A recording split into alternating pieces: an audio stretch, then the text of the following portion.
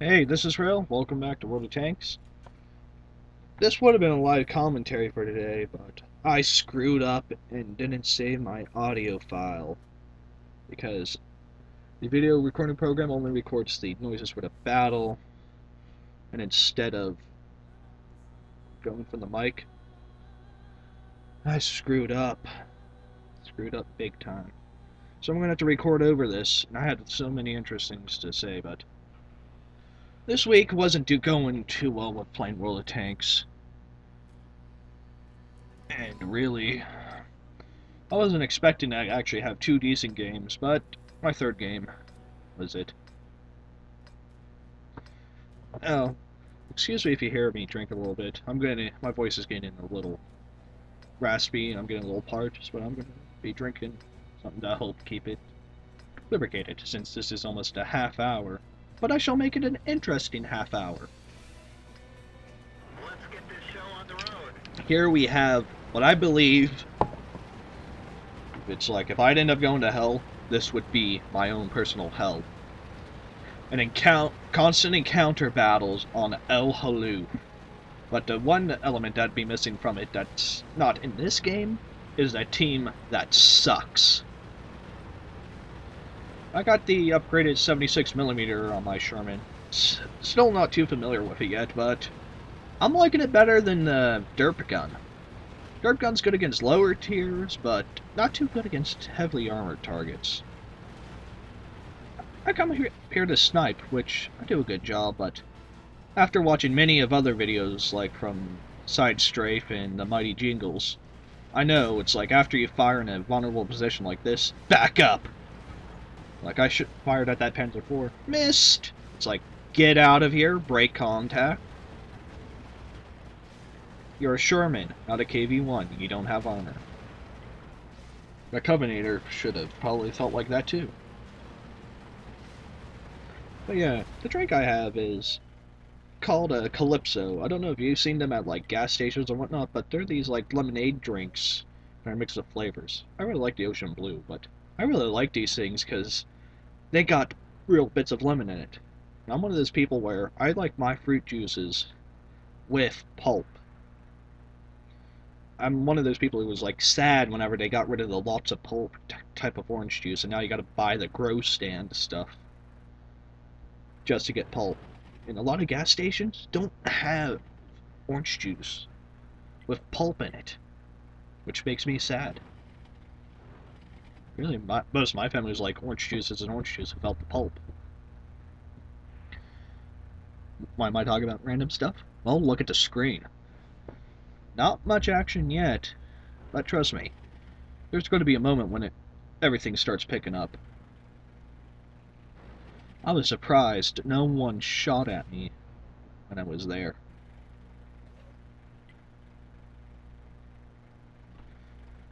Really. And we're going to 3-0. I've never had that happen on El Haluf.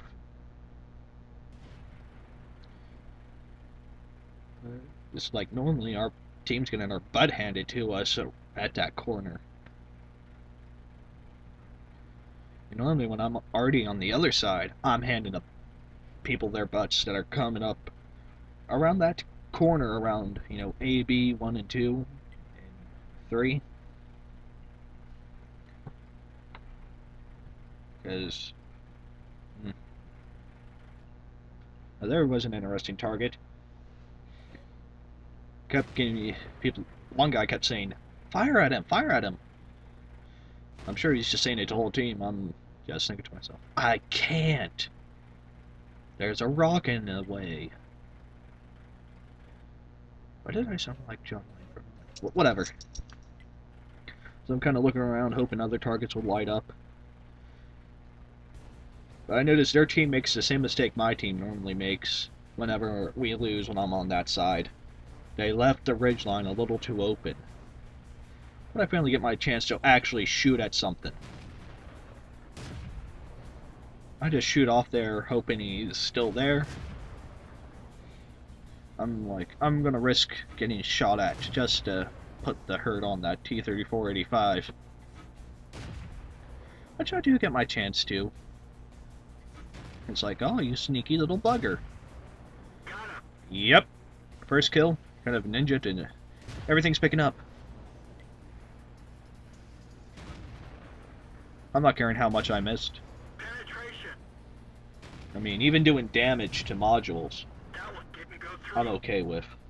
Like there, I think I shot his tracks. We've just dinged him. I see that Churchill's like, oh, he's dangerous. The Stokes, not the Stoke, the Yak Panzer 4 is gone. The Stokes are on our side.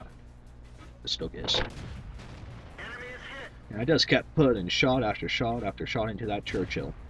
There Whether he it be a damaging shot or just take out a module is. We've just or even dinged him. bounce. It's like, screw it, I am shooting at him. Enemy vehicle destroyed. That was my second kill. Only my second kill.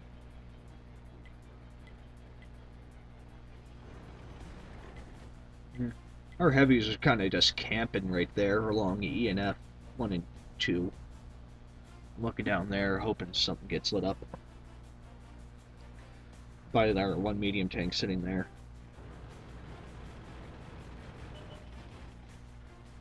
Something gets spotted, but of course it's far out of my range. But a lot of people told me the Sherman was a fun tank. Yes, it is. But another thing it also lived up to is one of its real-life nicknames. I believe the Germans like to call these Tommy Cookers.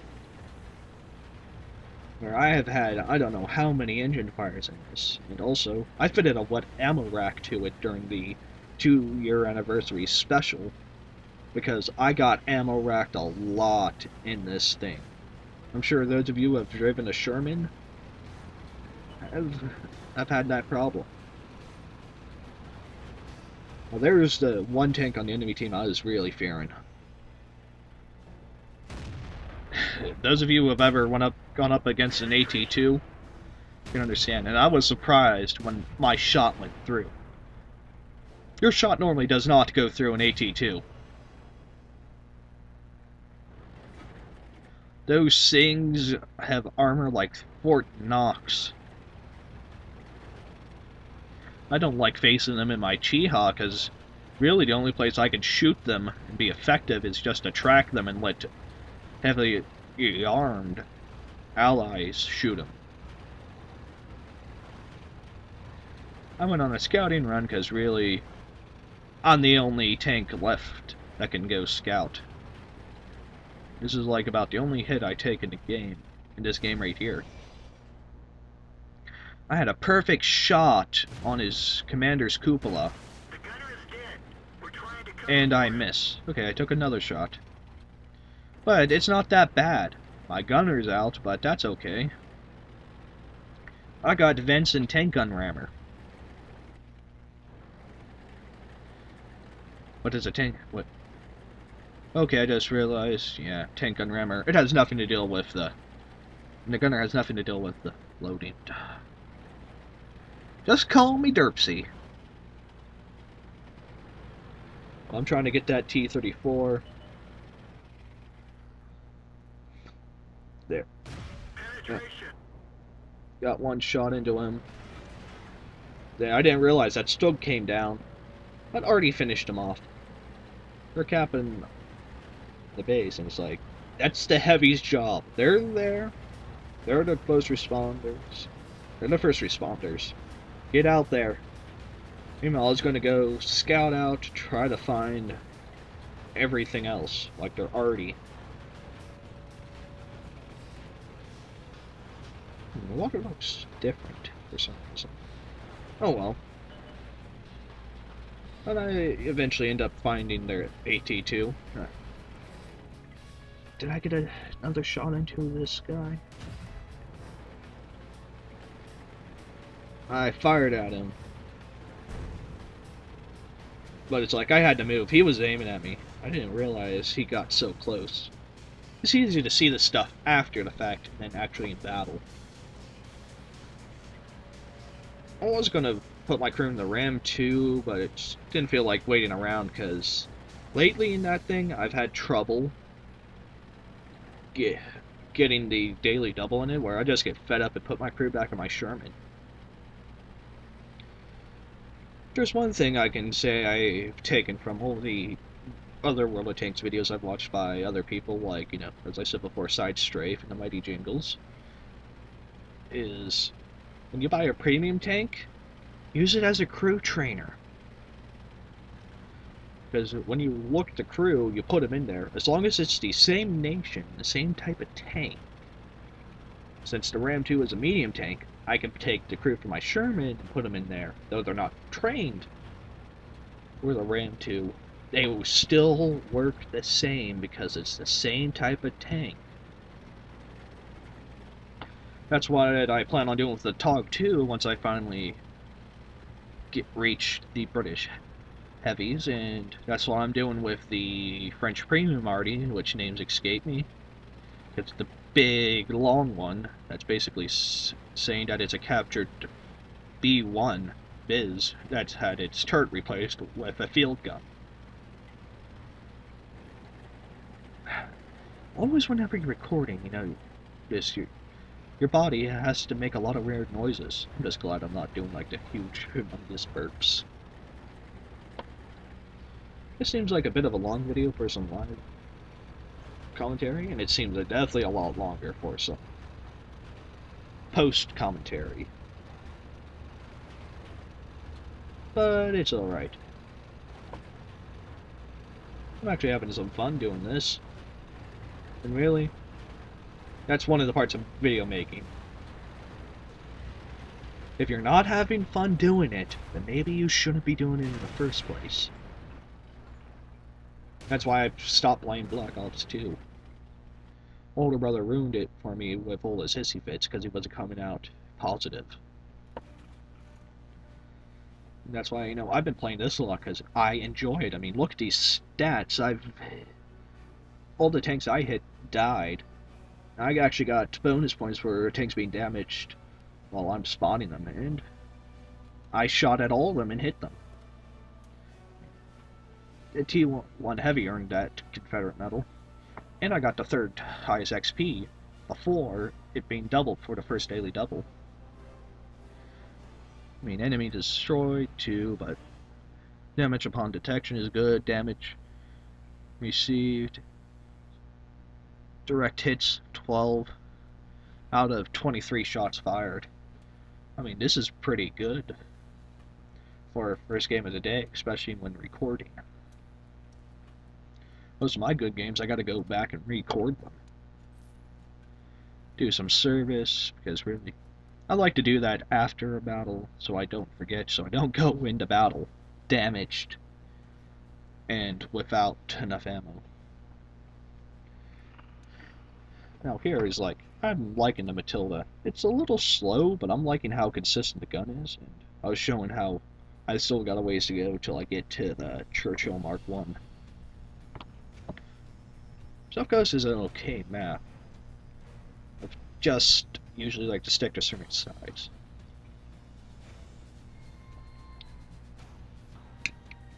I was doing this one when I took a drink and actually said like my voice was parched. It's like, how can my voice be parched? That doesn't make sense. And there's also when I brought up the orange juice thing. And there's actually a couple of guys in here who were speaking German. I mean, when I saw someone said something about Deutschland, it's like, oh, they're German. Yeah, with some of the German traditions, I can actually see some of them as like are actually familiar, because where I'm at in Pennsylvania, there's a lot of German influence. Except for the state park I live near. That has to be Scottish. I mean, Caledonia, and over in Scotland they had a Caledonia Railway. So yeah, my great-grandfather was actually the first park ranger over at the Caledonia State Park. The house he lived in there still stands today. But I don't know about you, but does anyone else think of singing Waltzing Matilda whenever they're going on a long, long crawl in this tank? Now, at first I thought, oh crap, that Panzer III is going to sneak through and wreck our arty. Nope, someone wrecked him first. I was hoping that KV-1 would go back around, but it was a good thing he actually did it. We'll see later in the game. Only get to shoot at one tank, and I get him. See that Panzer IV? It's probably a little fuzzy for you. But hey, this could explain the problem.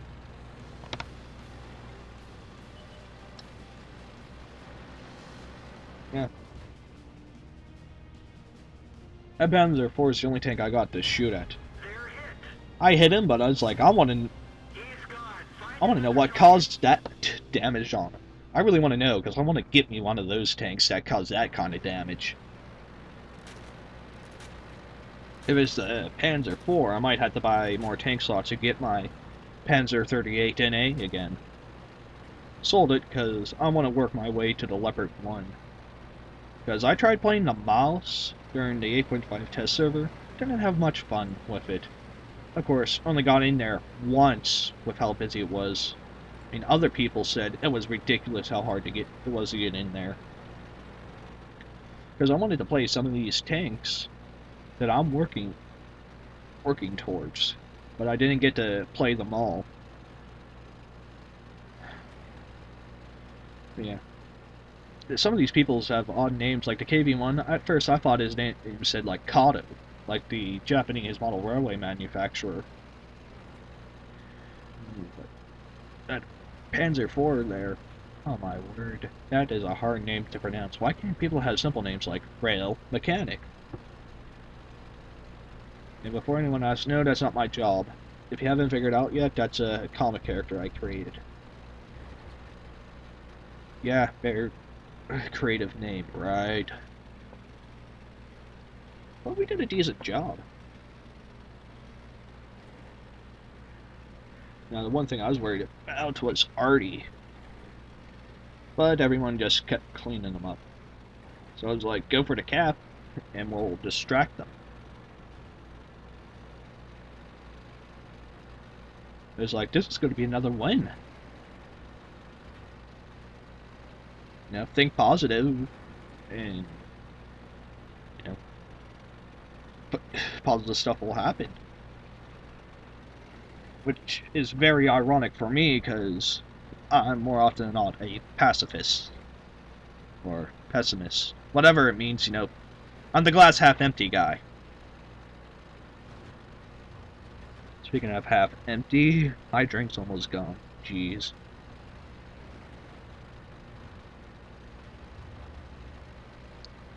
But I'm eventually making it to the cap. It's like, just cap, let them come to you. You got the armor, and you got the penetration.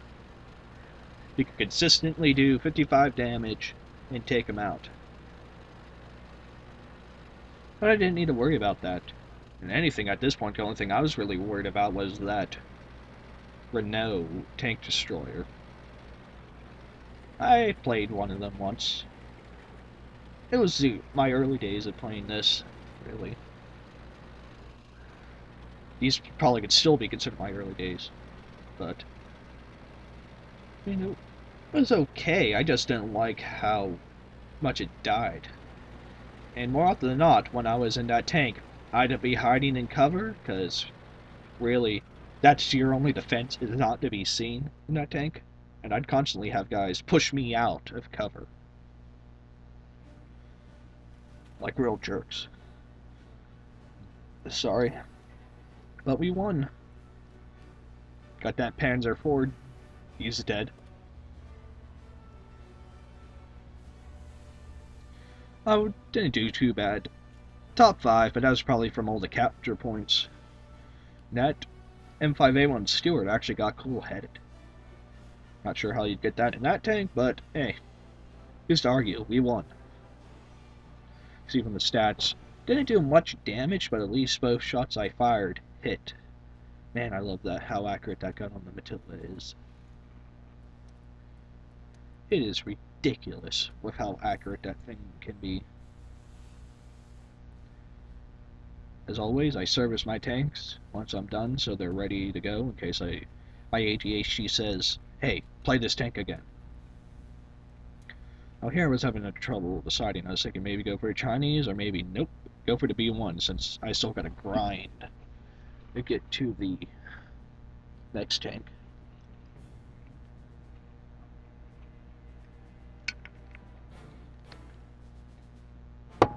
Now, one joke I've always wanted to make about the B1 is that it's basically a D2 that had one too many baguettes. Or some people might even say, oh, it's a D2 that moved to America. I really don't see why people call America fat, because if you really look at the stats, the top 5 fattest countries in the world speak English. So, what does that say about it?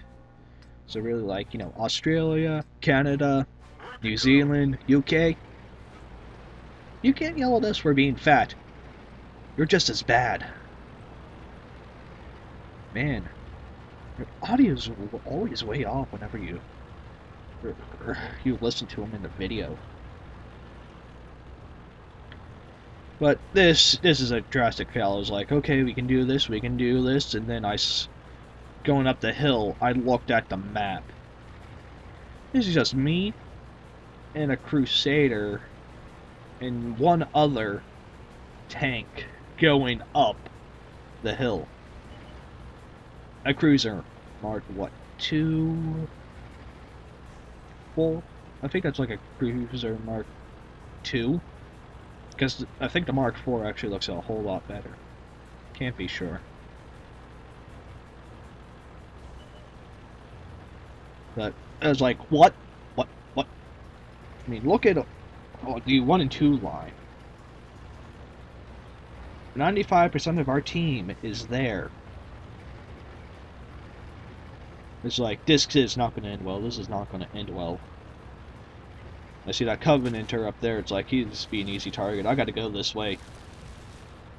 I got to be the guy who's going to have to come this way and hold this line. I'm just hoping on like all the lesser light tanks would go in there because I can handle them. I mean, a Covenanter, depending on what gun he's got, I can take it from the front. See, that BT-7 is like, okay, I can probably take him. Oh, already zeroed in on me. Alright. And then it's like, oh crap, a Panzer III-4. I am dead. I can only do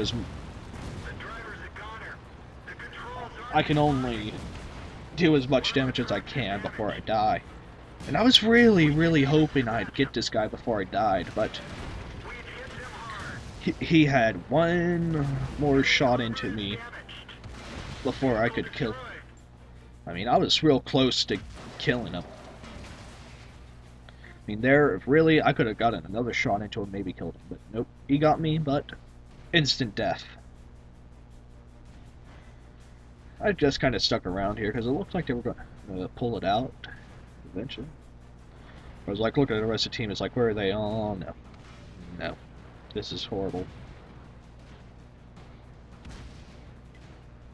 Some of these guys could have been a better use up there supporting me. But then I saw that it's kind of pulling back. I was really debating on leaving, but it's like, oh, they might be pulling it back, but nope. But one thing that kind of really hit out to me is like, our scout tanks are sitting back there, pussyfooting the night around. So I was looking for the tank that was right up there, actually flanking the enemy. He sat still and got shot by a Stug. I haven't played a Crusader yet, but that tells me the guy doesn't know how to play it because you're supposed to keep on the move. And I was on this Chiha's explaining, this guy could have done a better job supporting me because really it does act like a medium tank and it can be used as a tank destroyer when needed. But really, all these guys camping around here, we were doomed.